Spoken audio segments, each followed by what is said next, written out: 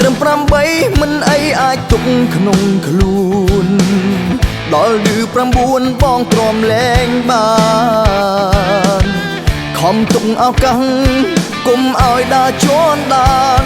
តែក្លយានបែជាបកើនលើដើមពេលនៅក្បែរគេចូលចិត្តខលមករកបងឬមានបំណងចង់ឲ្យបងស្លាប់កោតអូនរីករាយពេលឃើញបងឈឺចាប់ពាក្យមួយម៉ាត់ដូចកំបិតទឹកភ្នែកនេះជាទឹកភ្នែកចុងក្រោយ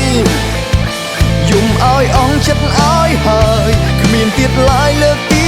2ចិត្តអំណត់ដល់មកដល់វិនាទីចង់បែកគ្នានៅថ្ងៃនេះទុំបេះដូងស្មោះប្រគល់ឲ្យអ្នកផ្សេង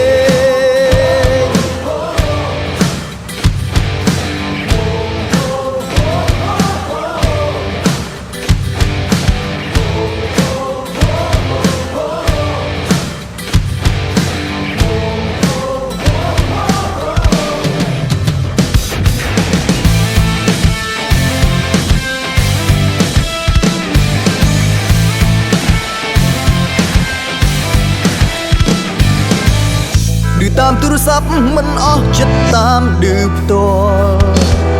ណែនាំឲ្យស្គាល់ដូចគ្មានរអាលេងពាក្យសំដីវាយចេញចោលញាំងស្មាចេះពីណាពូកែឌឺដល់កទឹកភ្នែកនេះជាទឹកភ្នែកចុងក្រោយយំឲ្យអស់ចិត្តឲ្យហើយគ្មានទៀតឡើយលើកទី2ចិត្តអំណត់ដល់